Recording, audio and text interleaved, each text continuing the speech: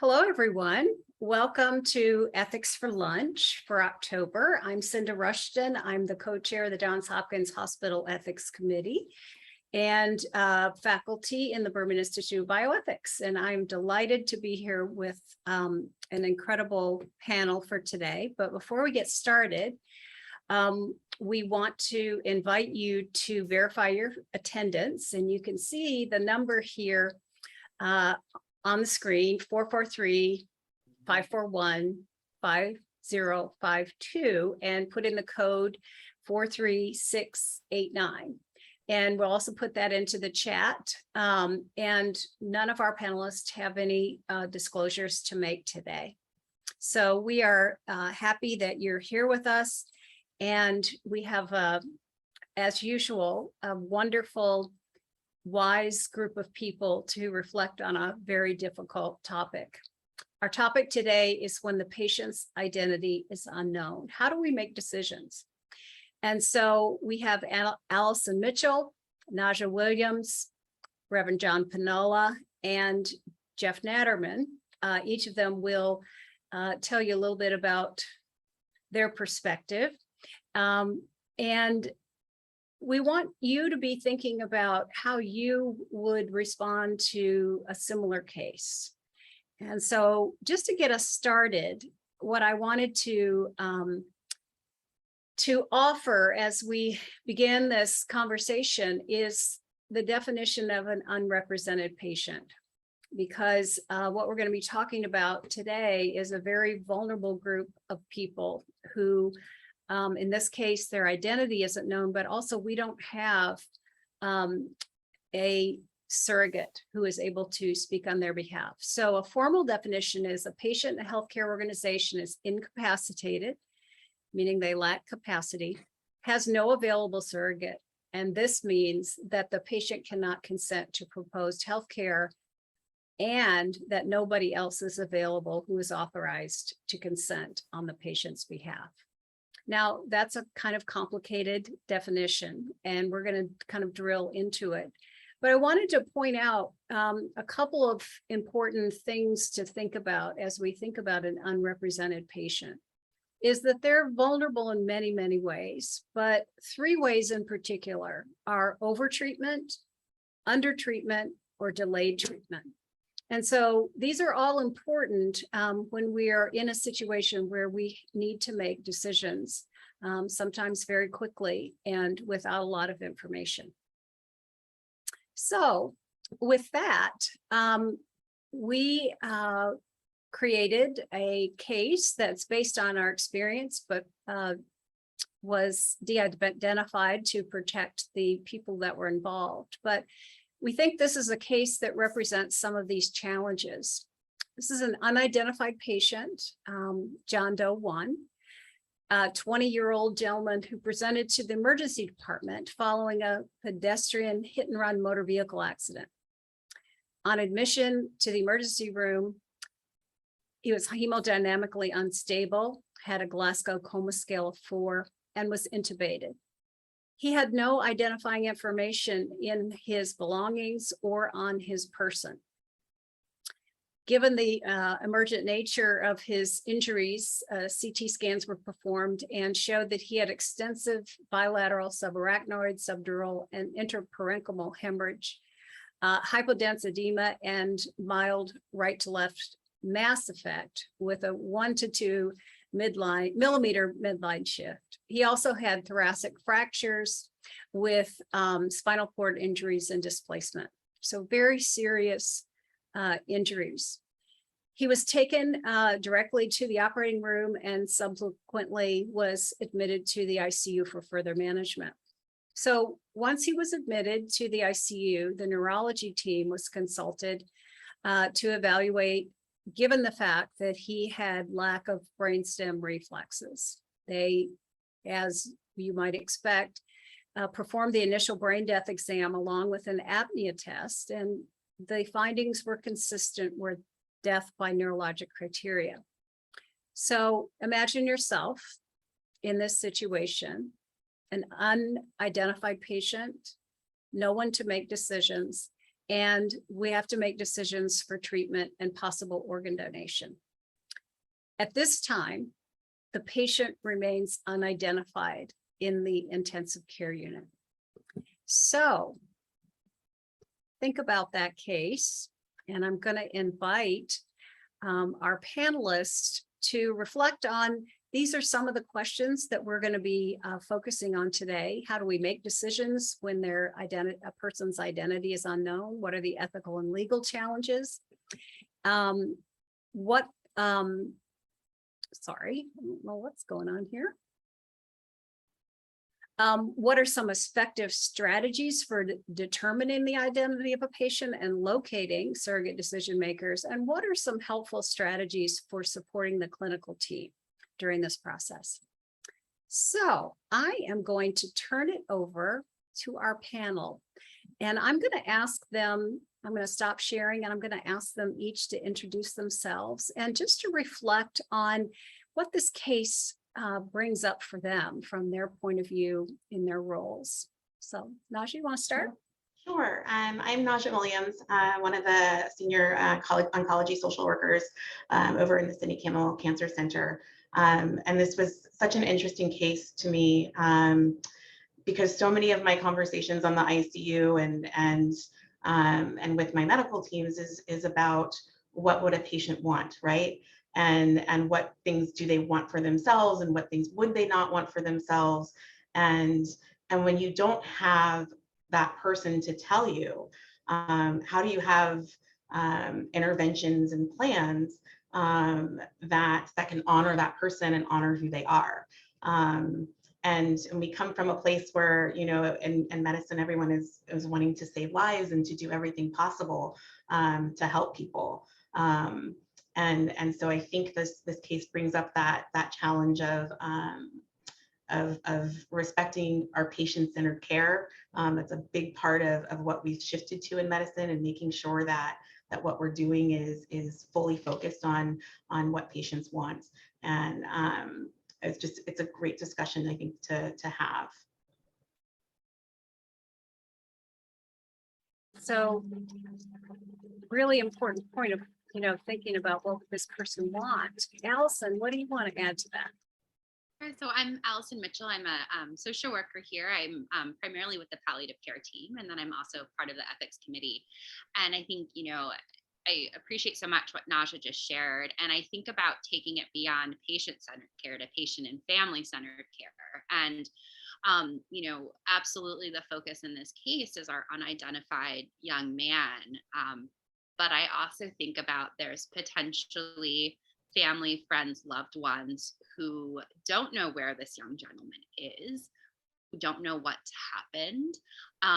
And, you know, given his devastating neurological injury and declaration of brain death, you know, have lost a loved one and don't know that. And without him being able to speak for himself by not having capacity, the family or the loved ones become the voice for our patients. And so I think just not of the suffering of the patient, but the suffering of family, friends, and others who are, you know, grappling with, hey, I haven't heard from so-and-so. Do you know where they are?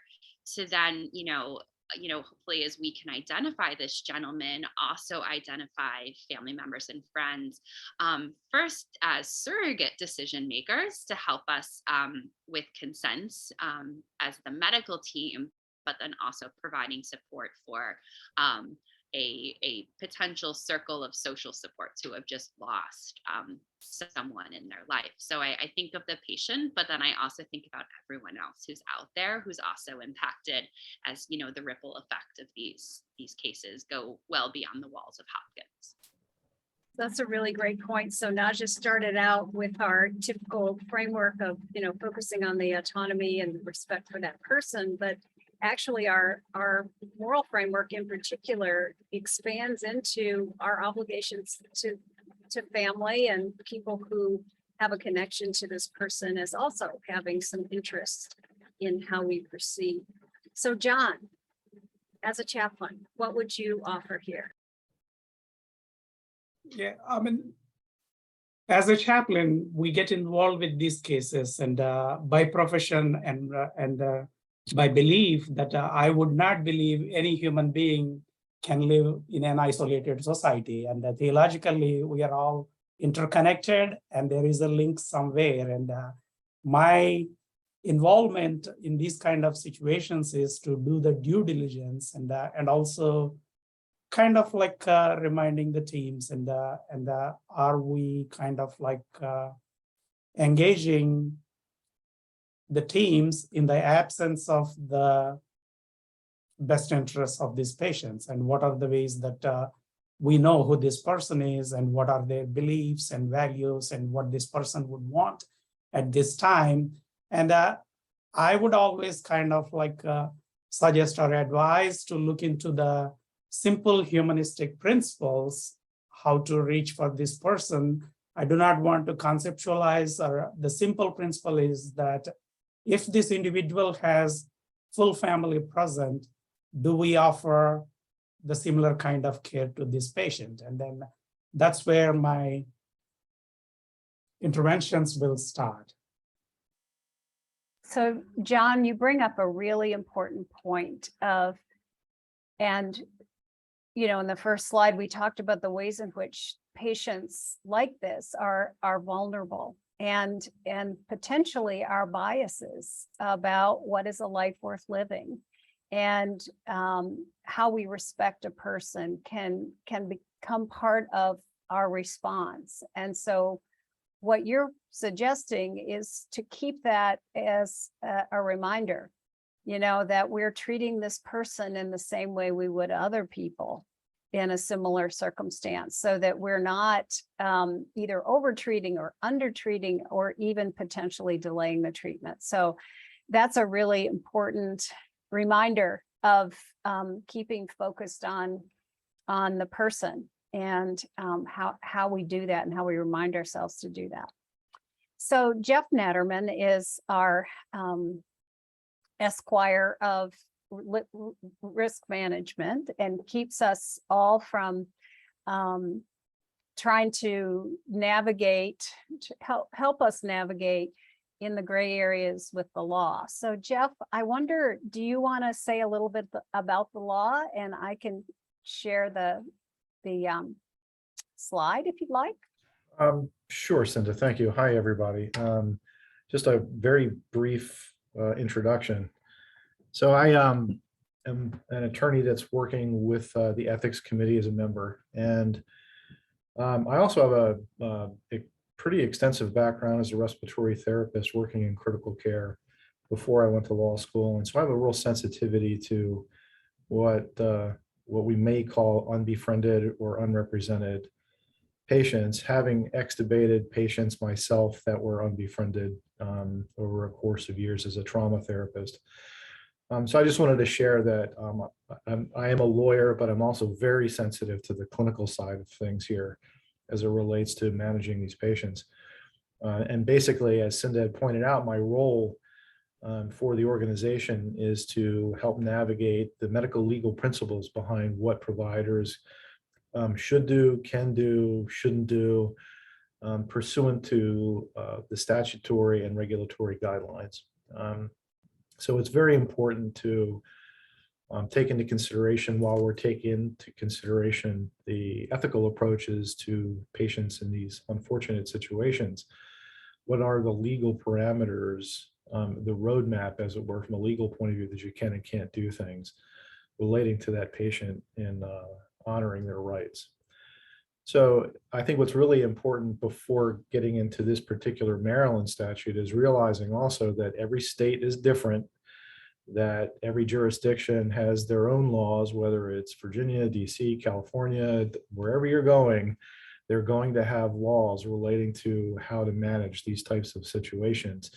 And Maryland has a very comprehensive statutory framework called the Healthcare Decisions Act, which was promulgated decades ago, actually, and is very nuanced relating to the legal safeguards in working with patients, and including those that are unrepresented or unbefriended, as it's referred to occasionally in policy.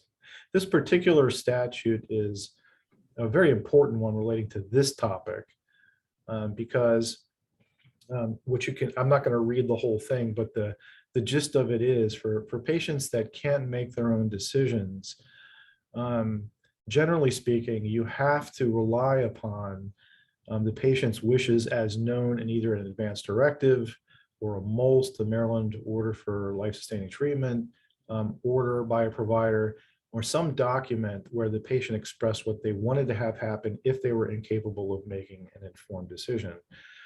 This statute also takes into consideration that before you were going to provide therapy or do anything with that patient and not follow their wishes, let's say if you didn't have a document that explained what their wishes were, providers have to certify, and these are 2 providers in Maryland, that the patient lacks the ability to make their own decisions. So that's really the first step before you start going down the pathway of what treatments you can and cannot provide for patients that are incapable of making informed decisions.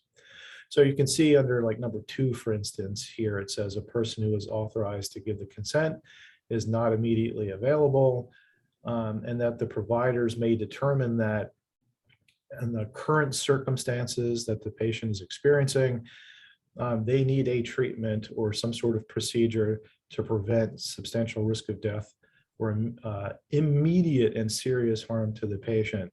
If they have that situation arise because a patient can't make their own decisions, then Maryland law says that providers can perform a treatment or a therapy without consent.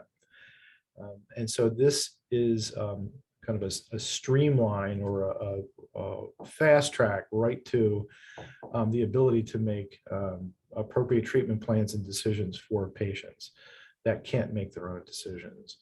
I'll stop there. I'm sure we'll talk more about specific circumstances in this case pattern, but this is a very special statute within the Healthcare Decisions Act that says you don't need consent to provide therapies or treatments or procedures to patients who can't make their own decisions if there's nobody else out there to decide for them. The priority is we're supposed to be looking for people to make decisions for the patient. And under these circumstances, when there is nobody, then if there's an immediate threat or to serious harm or death of the patient, we can proceed with taking care of that patient.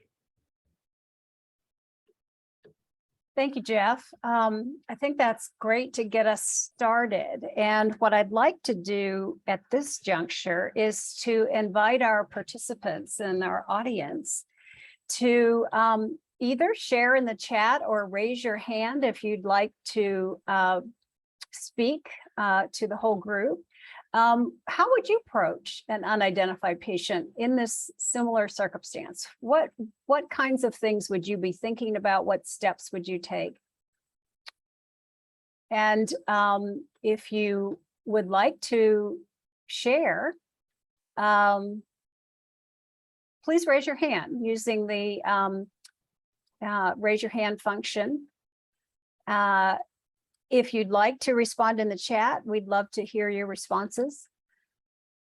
Is this a case that you have confronted before, and what kinds of considerations would you add to what our panel has already highlighted? And Deja, I don't know if you can, I don't see any hands raised, but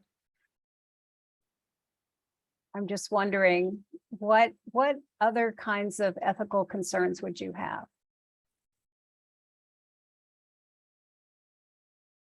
Okay, great. Jane, what would you like to share?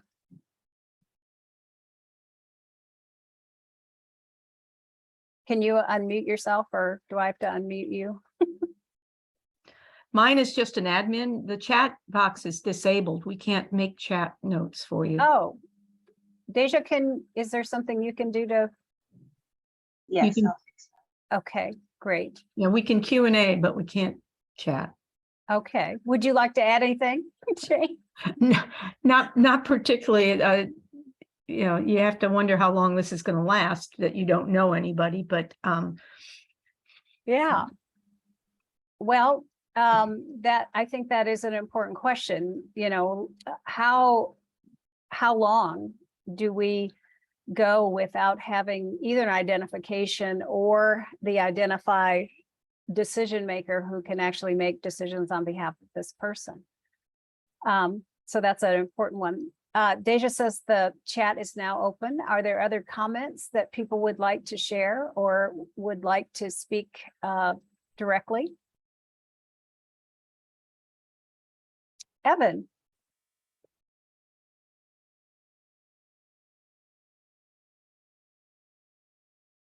Can we unmute Evan? Deja? Thank you. We've had a lot. I'm now semi-retired, so I'm not doing the clinical anymore, but after 23 years in critical care at the hospital center, I have seen many of these patients, but it's one thing if the patient is alive, it's another set of considerations if, like this patient, the patient's dead. Well, in this scenario, the first brain death exam has been done, not the confirmatory exam. So that is a timing question, right? So Right. So I wouldn't be doing anything to this. I would be recommending not to do anything to this patient until that confirmatory test is done. But if this patient is dead, then it's a whole lot of other considerations than if the patient is just marginally holding on. right. Really good point. And I think we can kind of separate those two issues in this case a little bit. James says, what are the healthcare team's obligations, if any, in searching for a decision maker? What are the time constraints in relations to these obligations? Jeff, do you want to say anything about that? What are our obligations here? Well, so, wow, two pathways, completely agree.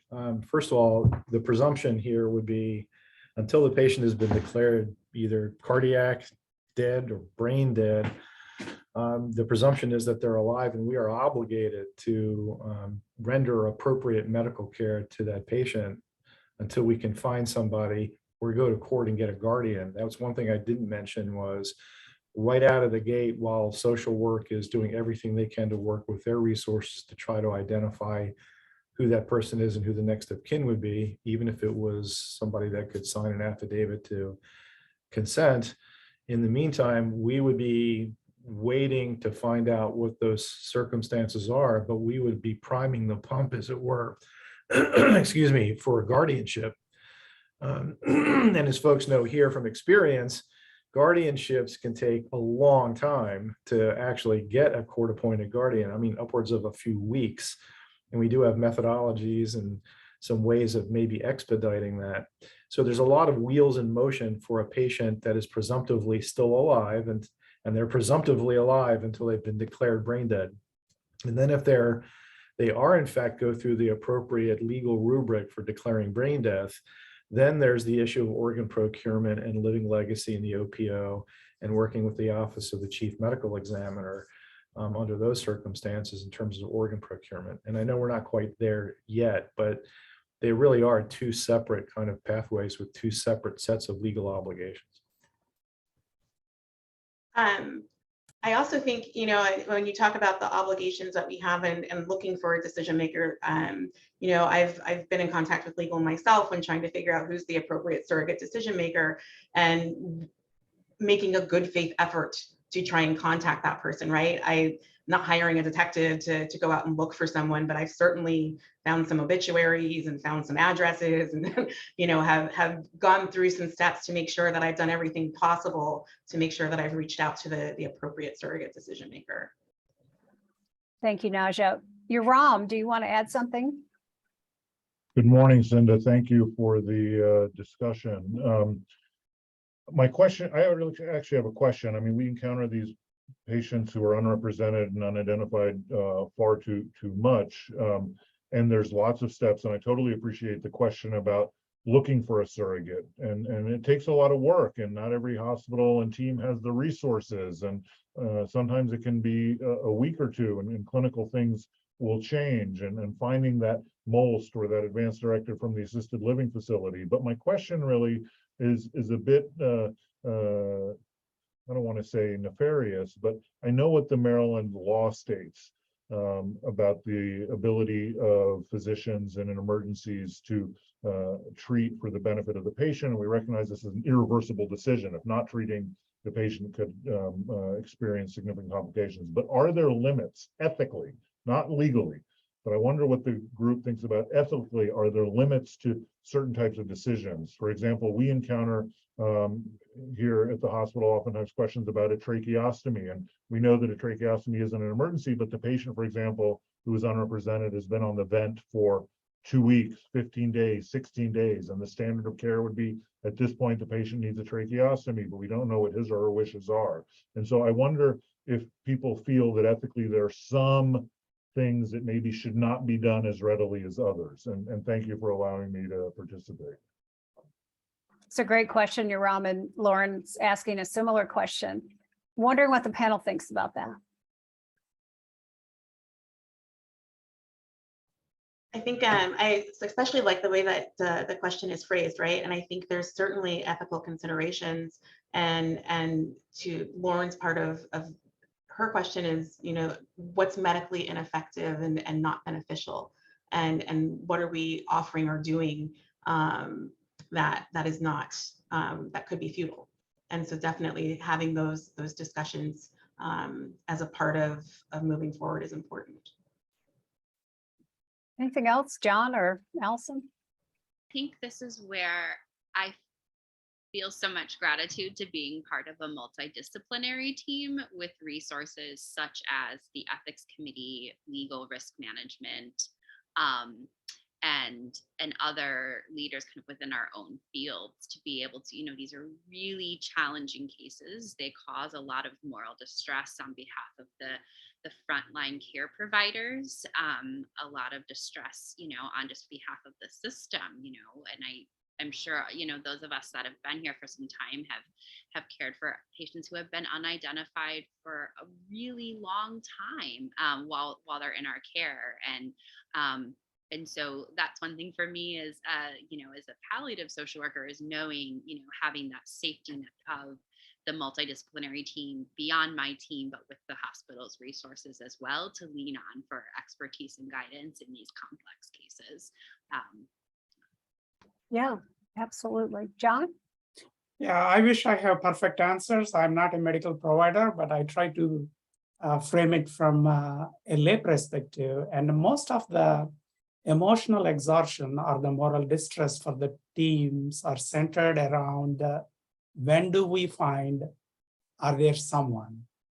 If the person is progressing or if the death is imminent, you know, there are decisions to be made in this case. But if this patient does not progress to brain death and lingering between the futility, and then my question for the audience and for the panelists would be, presumably, let's say, if this patient has everybody, if they say, I believe in a miracle and any form of life is life, would you continue the treatment options for this patient?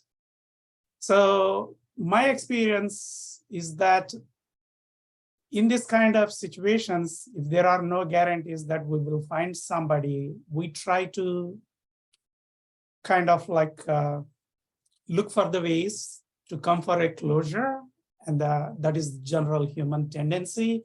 And most of the times, one of the critics is that that endings keeps changing in these kind of situations where patient lives longer, and then this care falls on a resident who is there, and then that is somewhat speaks of our unconscious bias. And also there are systemic issues, even in these situations, you know, Friday night, party night, and pay night.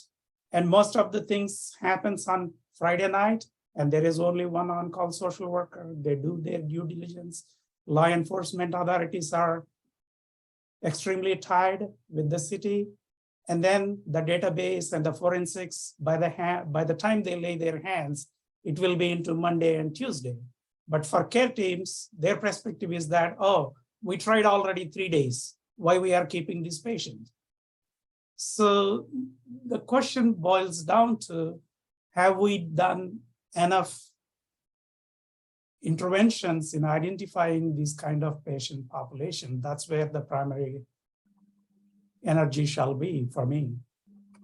So John, Yoram, I think what I would say about the consideration of treatments would be a question of how do we make sure that we're not over-treating or under-treating this patient? And how do we apply our typical standards of decision-making and determining medically ineffective treatment in a circumstance where there's not an available surrogate at that time? Because that surrogate often is the balance and the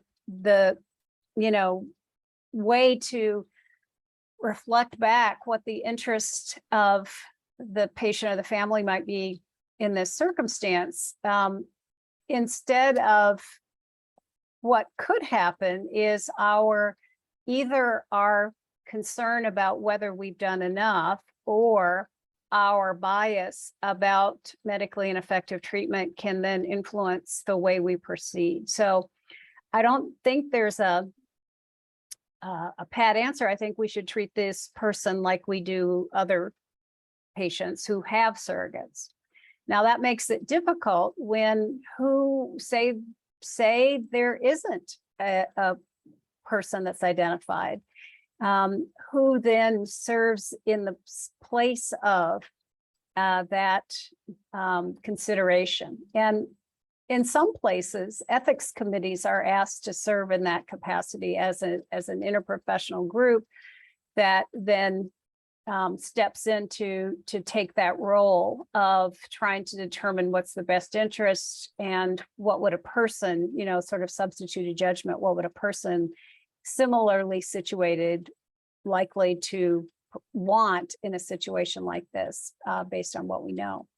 So I wonder if we could also talk, I know we have two great social workers here, but a case like this comes in, what kinds of things do we actually do to try to figure out their identity? What are the steps that you typically take? And I think, John, highlighting something you said is that, to note that social work case management does have coverage on the weekends, on holidays, although it's not as robust as our staffing model during the regular work week. But knowing that in this particular case, this young gentleman came in very late on a Friday night, when we have an unidentified, or when there is an unidentified patient, certainly reaching out to either the unit social worker, case manager, or if it's over a weekend or holiday, using that route to contact someone in social work case management. If I received a consult for this case of someone who's unidentified, it's really a challenge. We don't have anything, we don't have an address, we don't have a driver's license. So I think looking and leaning towards the police department, towards our security team here. The security team has really been incredible to partner with when we have a situation like this, who can help connect us through, through to Baltimore City. Some ways that I've seen these cases handled is through security, Baltimore City investigators having fingerprints done. I know there's been some cases where if someone had identifying marks or tattoos through the media, through the police department, they take pictures and have been on social media, have been on WBAL. And so those have been some ways that it's handled, outside of the hospital with those resources. But I think it starts with the primary team reaching out, and social work can be the first step in making those connections through our security team. Anybody want to add anything else to usual steps? Yeah, the one thing I would throw out there too is it's really important to let us know in legal risk so that we can get certifications, get them ready in the event that we have to go to court to get a guardian. So sometimes what'll happen is people will spend, a couple of days or a week or so, and social work is really good about this. And partnering with us too, in addition to security, because we've got to prime that pump and get it ready in the event that we have to go for a guardian, because it does take so long to get through the judicial process there as well. So Molly put in the chat that sometimes the police are reluctant to do fingerprinting, and that sometimes it takes going up the chain of command to actually get that executed. I feel like we need to come back to the issue of how much effort is sufficient, and how do we know when we've done enough? And I'm just wondering if our panel has, or our audience, how would you know that you've done enough to try to identify a person? Before jumping to that, I just want to put in the plug at how important it is to document every step that's being taken, very explicitly documenting throughout the chart, the phone calls, the names and numbers of individuals who you've connected with outside of Hopkins, not just for these unidentified cases, but for if we have a person with unidentified surrogates that we're attempting to find, just ensuring that everything is very clearly documented throughout the chart. And I think that's on the onus of the whole care team that's caring for this patient. So just wanted to jump in and add that, Cinda. I'm sure Jeff is smiling because, of course, documentation is really important. So on the question of how much effort and when do we know we've done enough? And our participants can weigh in as well. Anybody want to take that one on?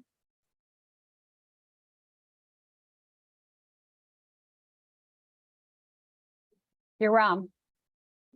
I've been surprised by the amount of effort that is required. Let me start by that. So I guess I would answer your question, Cinda, by saying more than what one would think.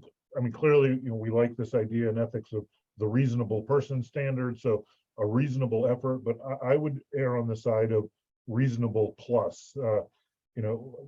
Many of us are fortunate to have excellent social work colleagues, case management colleagues who can do this so-called dirty work and investigate. And, if the patient is coming from an assisted living facility, or if we can reach out to their primary care doc, if that's known, obviously they're unrepresented, they're unidentified, that makes it harder, but maybe there is some kind of documentation, and a very careful review of that electronic medical record sometimes can be helpful. But we've been involved in cases caring for patients where efforts have been made, we're told, only to find out when a second review going back finds something that wasn't initially there. And so I apologize for being vague, but it requires a fair amount of heavy lifting, I think, to do this appropriately.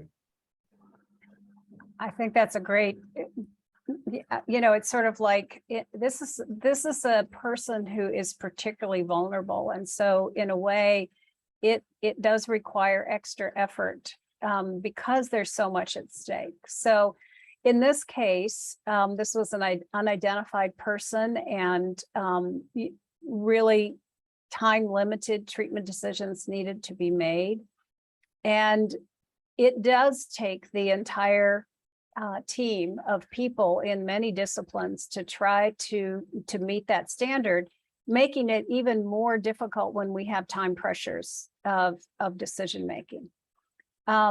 So I'm wondering, in terms of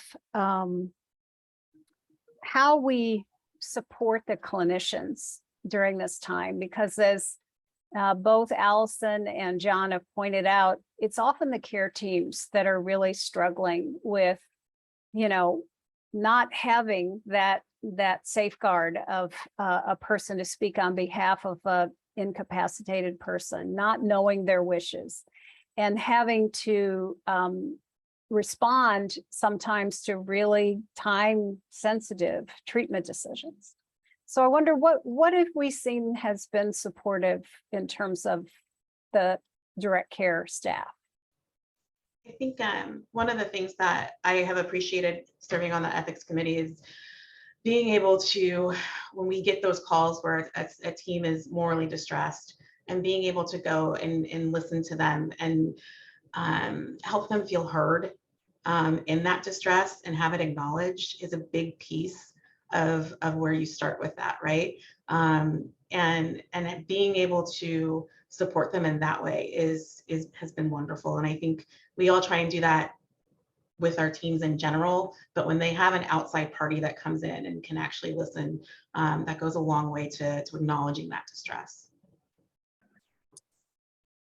John, what have you found? Yeah.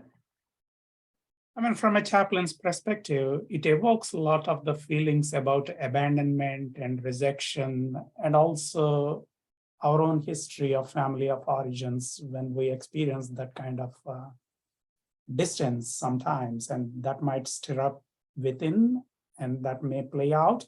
And also, every care provider, whoever is working on that unit, they always wish for the best of this patient. And it is hard for them to witness. There is nobody around there. And seeing somebody to hold that patient and to assuring to the team that, hey, we are here, we are a spiritual provider, and I'm sorry, this is kind of like extremely difficult on you. Is there a way that we could reach out to you at this time? That kind of interventions and social work is always great. And our legal teams are always there to ensure that those timeframes, hey, we are working, we are going to the court, and we are expediting.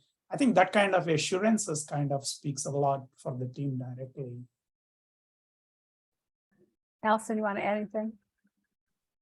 I agree with everything that's being said, and Naja, just highlighting what you said of just really acknowledging that this is hard work. The work that's done, you know, across our units, across our teams is hard, but especially when we have, and I think someone said vulnerability. What a vulnerable patient we have who can't speak for themselves and doesn't have anyone to speak for. And you know, I think, you know, leaning on each other, leaning on other supports like ethics, like the RISE team, chaplaincy, but then also really grounding the practice in the law and having that as the other layer of support, that knowing that not only are we acting as ethical team members, clinicians, but also acting and leaning on the law for this too, doesn't fix how morally distressing this can be, but can hopefully provide some guidance and some grounding for caring for this patient. Jeff, you want to add anything? I just want to give Allison an honorary Esquire because she couldn't be more spot on. And, you know, look, from our angle, there are clear safeguards, guardrails in the law by regulation, statute. And I think one of our roles here with the team is to make sure that the staff feel okay, that they're not going outside the guardrails, or what are the guardrails and the safety rails here. And as many people have heard me say before, you know, we come at it with the concepts of must you, can you, should you. And I think as you lay out those guardrails, people feel less burdened with the idea that they're doing something wrong. Whether it's I'm giving too much treatment or I'm not giving enough treatment, to just know that you've got a really rigorous team here to help with the clinicians understand that they're doing everything they can for that patient and everything they should be doing for that patient as they're kind of muscling through what the current circumstance is. And that nobody is looking like, I can't think of anybody I've worked with in decades now where somebody looked down at a clinician and said, I can't believe you did that, or I can't believe you said that. It's one of those things where we're all in it together and helping them feel as though they're doing the right things at the right time for the right reasons. It's a really important point, Jeff. And I think sometimes, you know, when we get these calls, we have often gotten all of us together on one single call so we can have the wisdom of the collective about how we might want to proceed, and that helps, I think. But also just because these things don't happen all that frequently, and when they do, it really does provoke a lot of distress of, am I doing the right thing? And, what are the boundaries? And just having others to be a part of that conversation, to clarify those guardrails, those boundaries of permissibility, but also to have some safeguards that under stress, we may end up, overlooking ways that we are projecting biases into our decision making in one direction or another. And so having other people be part of that, I think also helps us. This is a kind of case, and as Evan pointed out, could progress to another set of issues if the person were declared dead by neurologic criteria. We don't have time to get into all of those particularities at this point, but the same process is important in terms of making sure that we have followed our standard of care, and that we are engaging the right kinds of resources to try to resolve some of those questions. And one of the issues in a situation where we're talking about a patient who actually dies, and this would be, as I understand it, Jeff, please correct me, would be an automatic medical examiner case. And so in that circumstance, what are there any particular things that we should highlight in terms of patients who die, who are unknown in terms of their identity? Is there anything that we should be thinking about? Well, I would just say that in those circumstances, it's also protocolized, and there are statutory guidelines for next steps relating to some of these terms tend to be a little bit less sensitive, like undeclared, like somebody whose body is undeclared, or they're unfriended or unbefriended. But there's definitely statutory framework, not just through the OPO, the Oregon Procurement Organization, Living Legacy in our area, for instance, and the Office of the Chief Medical Examiner. My recommendation often for folks and clinicians is, reach out to legal and reach out to ethics for what those guidelines are, because they don't have to make it up. They don't have to guess. I mean, there's definitely protocols for how to manage these situations with experts that can help guide them through it. It's unusual only in terms of organ procurement in this situation, because the decision about organ procurement now becomes between Living Legacy and the Office of the Chief Medical Examiner, which feels weird to people because it's not a family member. And that's if the patient's wishes are unknown, right? I mean, if they got a driver's license and we know who they are and it says I'm an organ donor, that's a different protocol, and that's easy. But for the moral distress of knowing that now I have somebody not only that I try to take care of, but now they're gone, and now we have to work through the organ procurement piece of this, and off they go to the Office of Chief Medical Examiner. It just doesn't feel good, and it feels bad. And so managing the moral distress of that too, which is why it's really important to contact ethics and other resources to help get through that. Thanks, Jeff. I'm aware we just have a few more minutes in today's Ethics for Lunch. I'm wondering if any of our participants have any questions that they'd like to pose to our panelists. I see Evan's hand.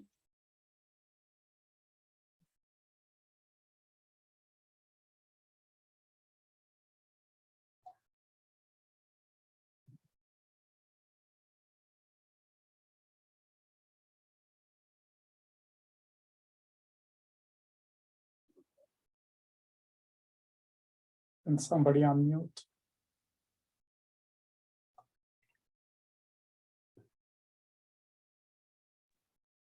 There we go. Evan, you are unmuted. You're able to. Oh, thank you. I was just trying to understand in terms of what you would suggest for the next, let's say he is hanging in. Is he critically stable for, or expected to be for, like the next 6, 8, 12 hours while somebody's trying to get police and all the other things you would be running around and getting ready if you have to go to guardianship? But I mean, the reason I'm asking is the question, you've got to act if it protects him from death, if it's an emergency, but you wouldn't want to be doing things to him that aren't emergency if you don't have to. So are there any clinicians who know, who could speak to, is this patient critically stable or is he unstable at the moment? So this is a hypothetical case, of course, and give me a hypothetical answer. well, I think, the question you're asking is that it would be a clinical decision about whether something that was happening with the patient was urgent or emergent, or whether it was something that, as we would with any patient, determining that sense of urgency. Are there consequences that are irreversible or harmful that would occur as a result of not acting or acting? So, it really is largely, I would say, a clinical decision to determine what is needed in that moment. Well, I'm Other just folks? asking because I'm wondering if you want to play the hypothetical out, for me, that would be one of the questions you would have to be answering Yeah, along. Yes, Chaplain, sorry. sorry, I will try to answer your question. I mean, it is the neurologist determination. If they find the hemodynamical stability of this patient, if the patient can tolerate the first exam, I would think that he may be able to tolerate the second one. Again, the determination comes from the neurologist, whether the patient is able to undergo the apnea or any ancillary testing, CBF or nuclear med or other tests that would determine the brain death. If the patient is unstable, if he cannot tolerate, then again, the care team needs to consult with the ethics, and there wouldn't be any heroic efforts, but let the patient go. We would think at that time that, it's a meaningful closure and the patient goes naturally. I hope I answered your. Yes, thank you. That's where I was trying to push the discussion, because the ethics is of how far do your obligations go is so dependent on the clinical status of the patient, so that I would want to be in constant discussion with the clinicians about, okay, do we have another hour?